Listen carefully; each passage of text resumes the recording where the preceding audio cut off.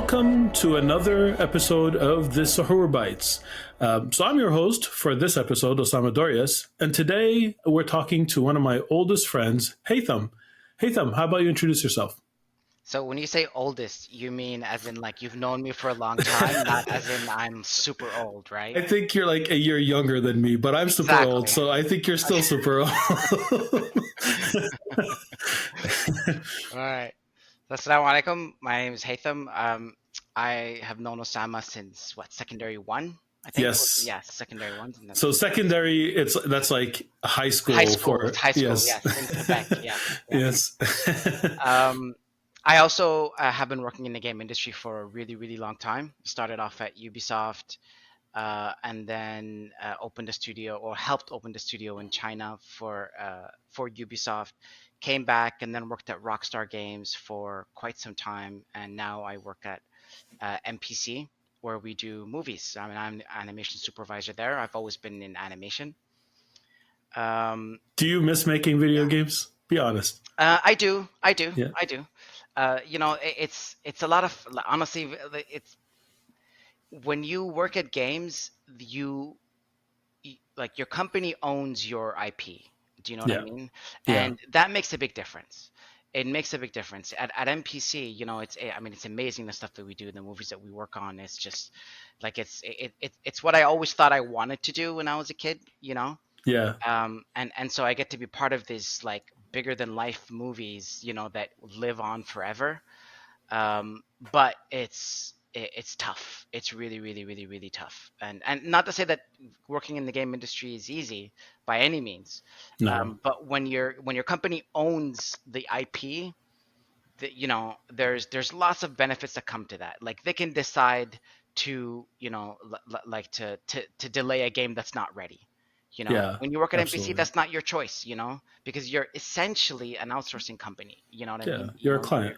you're a Yeah. client, Yeah. and they decide everything. You don't have, I mean, you have a little bit of say. Yes, you can convince them. Yes, and depending on the director that you're working with and on so forth, but it's not the same as when you actually own the IP. This is your thing. What are some of the movies that you worked on? I worked on Call of the Wild. Yes. Worked on Top Gun. That's not out yet, but we Yes. finished that a while ago. Working on another movie that I cannot talk about right now. Okay, so But NDA this is one, carryover. yeah, of course, the carryover. But this one I'm really, really excited about. Like, this one I'm really, really, really, really proud and excited about. So Good.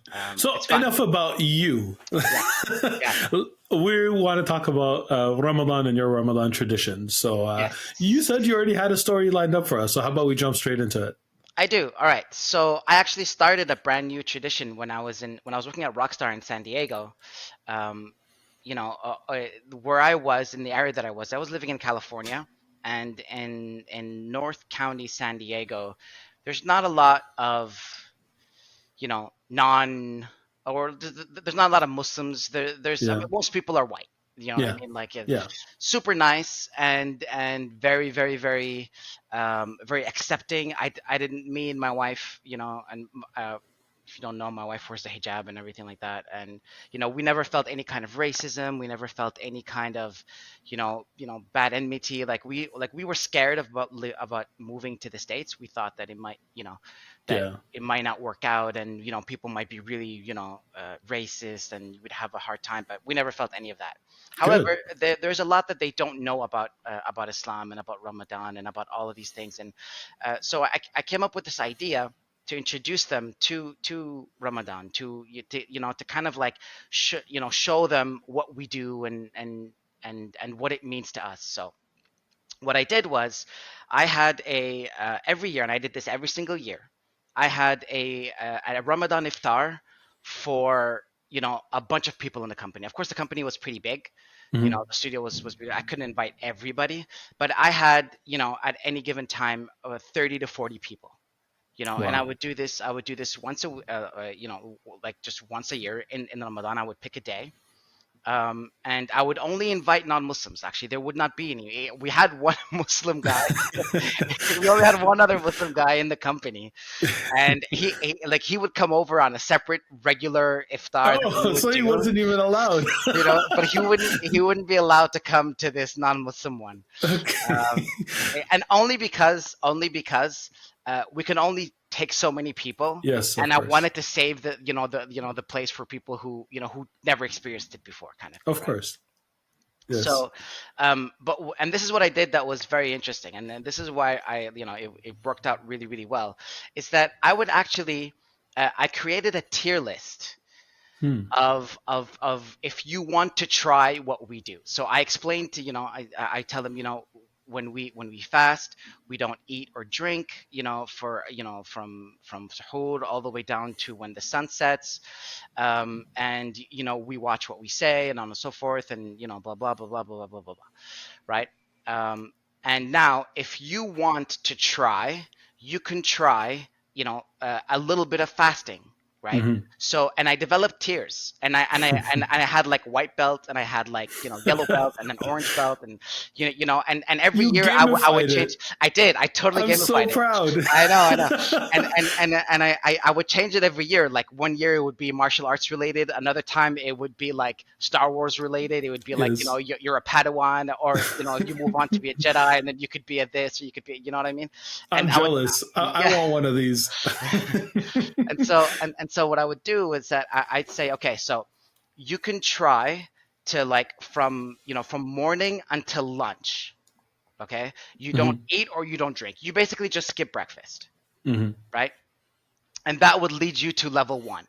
You Hmm. know, level two would be to go all day, but only drinking water. You can drink water, but you don't eat anything until it's time to eat.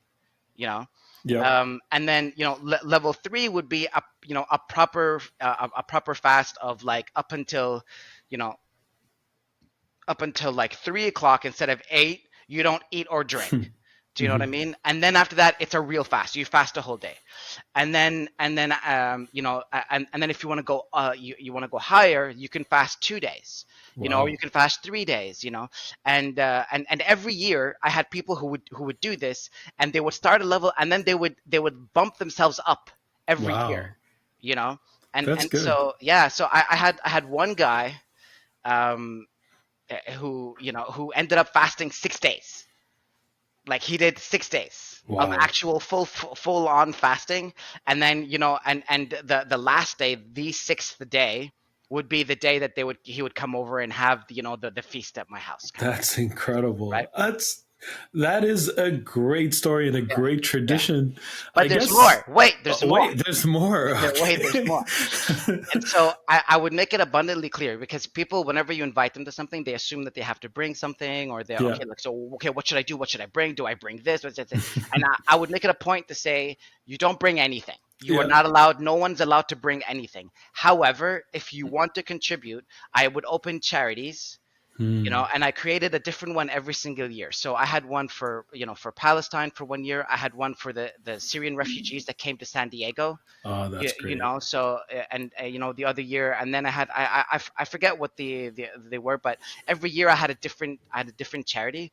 And then I would say, you can donate as much as you want. You can donate with your name, you can donate anonymously. It's entirely up to you. And I'd give ourselves like a goal, like, let's try and reach this goal, right?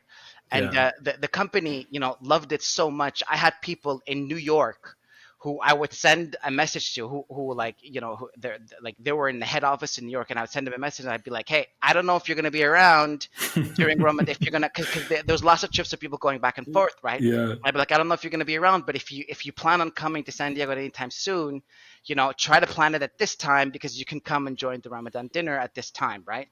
That's And then, incredible. and if you want to, and if you want to donate, here's the donation page. We're trying to raise this much, and we always hit our goals. Like, I think it was something close to $2,000 or $3,000 every year that we were Wow. able to do. Yeah. And That's not nothing. I had people from New York who never ever came to my house donate. I had people in Edinburgh in Wow. Rockstar North, who were like, oh man, it's amazing what you're doing, and they would donate and stuff like that. And then we would have like this massive, massive, massive iftar. So I was lucky enough to have a backyard that was pretty big, and I would just line up tables, and Yes. then we'd put up some mosquito repellent, and we had like heated lamps, you know Yeah, of and course. we'd just line up the plate, and whenever when people would come, the first thing we would do is that we would just explain what the food is, and we try to keep it traditional. Yeah. I didn't want to give them burgers and hot dogs and like No. fried chicken, or you know what I mean. Like, we all of the foods that we had were the kind of stuff that we would have in Ramadan. Like, we had like like one year was very seafood driven, so we had Hmm. like, yeah, like The fruits of the tagin. Nile. Do you remember tagin when you had it at my Yes, house and you had I it like, do. yeah, I a do story for remember. another day. A story for Yes, another day. absolutely. It's a great story, though. I think we're gonna actually bring you onto the proper podcast at one point I'd love to. I'd to tell honestly that love to. story. Yeah, I'd honestly um, love to. for now, like seriously, Hytham, I love you. You know that. Thank you very much for coming and having a sahur bite with us. So yeah, salam. Wa alaikum salam.